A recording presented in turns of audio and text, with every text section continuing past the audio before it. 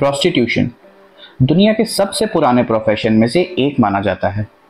आज इसे लेकर हमेशा इस बात पर डिबेट होती है कि ये गलत है या सही, लीगल है या इलीगल।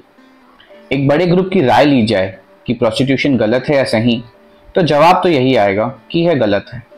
लेकिन बावजूद इसके यह कारोबार कई पीढ़ियों से लगातार फलता फूलता आ रहा है। एक आंकड़े की माने तो प्रोस्टिट्यूशन भारत में हर साल 8 बिलियन कमा कर देने वाला सबसे बड़ा बाजार बन चुका है। भारत में करीब 2 मिलियन के आसपास प्रोस्टिट्यूट्स है और 2,75,000 के करीब ब्रॉथल्स है। वहीं एक और स्टडी की अगर माने तो भारत में करीब 10 मिलियन के करीब महिलाएं कमर्शियल प्रोस्टिट्यूशन से जुड़ी हुई है, जिनके टारगेट क्लाइंट्स ट्रक ड्राइवर या पलायन करके आए मजदूर जैसे मर्द होते हैं जो अपने परिवार से कई सालों तक दूर रहते हैं। ये तो आज के दिनों में प्रोस्टिट्यूशन के बारे में था, लेकिन जैसा कि हमने कहा कि ये दुनिया का सबसे पुराने कारोबारों में से एक है, तो आपके मन में एक सवाल तो आया होगा कि आखिर कितना पुराना। तो चलिए जानते हैं कि आखिर प्रोस्टिट्यूशन का इतिहास लगभग कितने साल पुराना है और इसका प्रारंभिक रूप कैसा था। प्रोस्टिट्यूशन की हिस्ट्री की अगर बात करें तो दुनिया के पॉइंट ऑफ व्यू से इसकी हिस्ट्री करीब 2400 साल पुरानी है। लेकिन अगर बात भारत की करें तो यहाँ पर इसका इतिहास कुछ लोग वैदिक काल से मानते हैं, तो कुछ लोग 300 साल पूर्व से इसका इतिहास बताते हैं। वहीं कुछ ऐसे हिस्टोरियंस हैं जो यह परंपरा मुगलों के दरबार के समय से है तब से मानते हैं। उनके दरबारों में इनका आना जाना हुआ करता था। हिस्टोरियंस का अपना अलग अलग पॉइंट ऑफ व्यू है, लेकिन एक बात तो साफ है कि इंडियन हिस्ट्री से प्रोस्टिट्यूशन नाम की संस्था का एक अटूट संबंध रहा है। हिस्टोरियंस मानते हैं कि भले ही शुद्धता पर आधारित नैतिक व्यवहार महिलाओं के लिए वैदिक काल में ही तय कर दिए गए थे, लेकिन वैदिक भारतीय शराब और औरतों के शौकीन थे। ऋग्वेद इस तथ्य की ओर इशारा करता है कि वैदिक काल में प्रोस्टिट्यूशन मौजूद था। पुराणों की अगर बात करें तो इनमें उन महिलाओं के बारे में जिक्र मिलता है जिनके संबंध एक से ज्यादा मर्दों के साथ होते थे।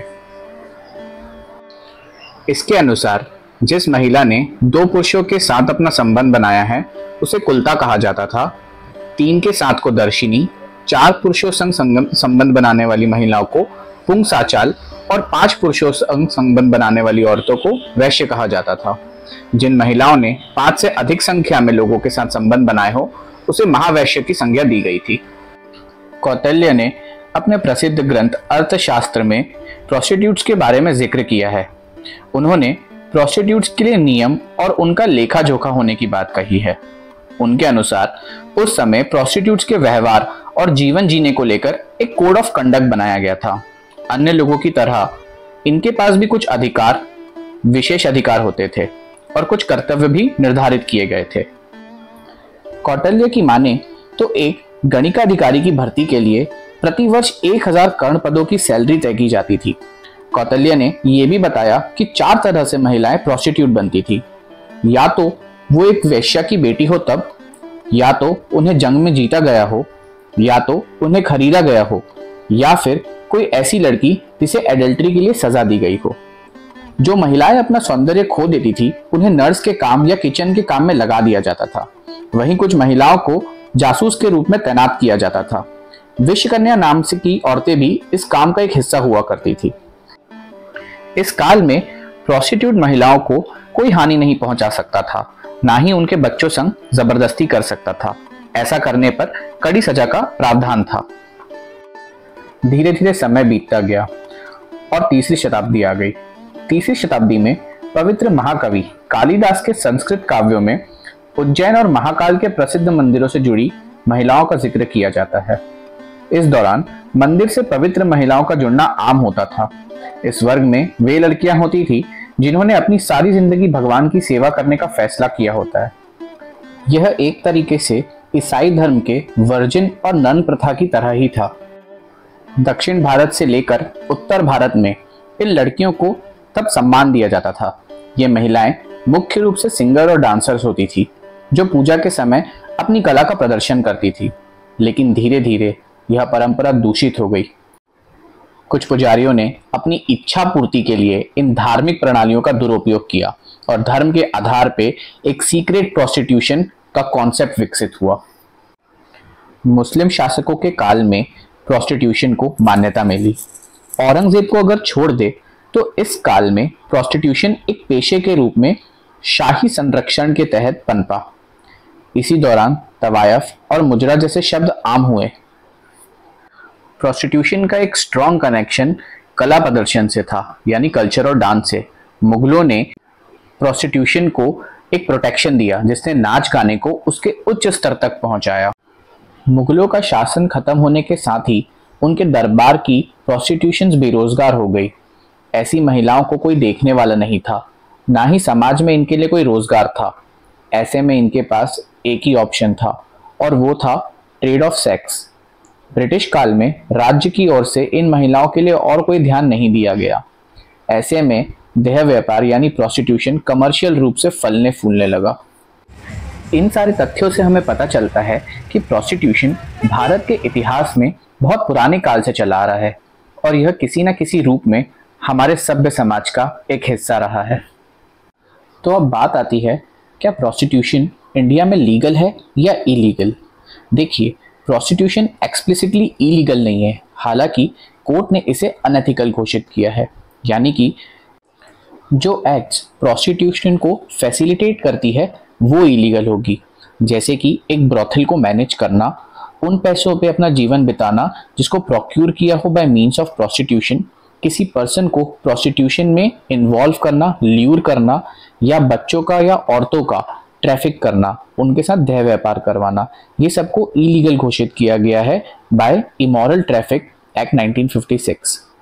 एक एग्जाम्पल के तौर पर अगर आपको बताऊं तो एक सेक्स रैकेट इलीगल है, बट प्राइवेट प्रोस्टिट्यूशन या रेम्यूनरेशन रिसीव करना in exchange for sex with consent ये इलीगल नहीं हो सकता है। इसके अलावा 2006 में एक प्रपोजल दिया गया था इमोरल ट्रैफिक एक्ट में एक अमेंडमेंट लाने का। उस अमेंडमेंट के तहत एग्जिस्टिंग पनिशमेंट और फाइन अमाउंट बढ़ जाएगी। जो लोग ब्रोथल विजिट करते हैं for the purpose of sexual exploitation of traffic victims, उनको इम्प्रिजनमेंट दी जाएगी 3 महीने की और फाइन हो जाएगा 20,000 रुपए तक। हालांकि अभी ये अमेंडमेंट को पास नहीं करा गया है। कई सवालों का जवाब देते हुए कोर्ट ने यह भी कहा है कि आर्टिकल 21 जो है वो प्रोस्टिट्यूट्स पे भी एप्लीकेबल होगा। ये कहा गया था Buddhadeb Karmaskar versus state of West Bengal के केस में। सेक्स वर्कर्स जो है वो भी एक ह्यूमन बीइंग ही है और किसी के पास राइट नहीं है उन्हें एजॉल्ट करने का या उसे जान से मार देने का। ब्रोथल चलाना या किसी को भी प्रोस्टिट्यूशन में ढकेलना, इसकी जो सज़ा है वो मिनिमम 1 साल से लेके 3 साल तक की है, along with a fine of 2000 rupees. इसी के साथ साथ अगर किसी छोटी बच्ची को देह व्यापार में इन्वॉल्व किया जाता है तो जो सज़ा मिलेगी वो कम से कम 7 साल और ज़्यादा से ज़्यादा उम्र कैद तक की होगी। हालांकि प्रेजेंट सिनेरियो में प्राइवेट प्रोस्टिट्यूशन को एक ऑफेंस जैसे रिकॉग्नाइज नहीं किया गया है, इसीलिए किसी भी कस्टमर को पेनलाइज नहीं किया जा सकता under any provision of the statue. जानते हैं कुछ important facts about prostitution in India. Ministry of home affairs ने एक रिपोर्ट बनाई थी जिसका टाइटल था नेशनल क्राइम रिकॉर्ड स्टैटिस्टिक्स इन 2016, जिसमें औरतों के अगेंस्ट क्राइम के बारे में बताया गया था।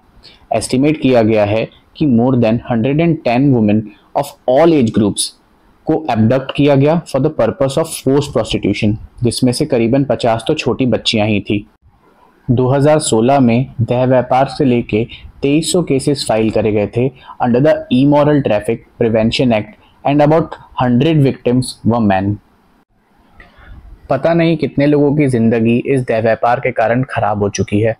ये लड़ाई अभी बहुत लंबी है और हमारे कानून को बहुत से बहुत स्ट्रिक्ट होना पड़ेगा इसे रूट आउट करने के लिए। आज के वीडियो के लिए बस यहीं तक। अगर आपको ये वीडियो पसंद आई हो तो प्लीज़ लाइक करें, कमेंट करें, शेयर करें और सब्सक्राइब करें द लीगल सागा को।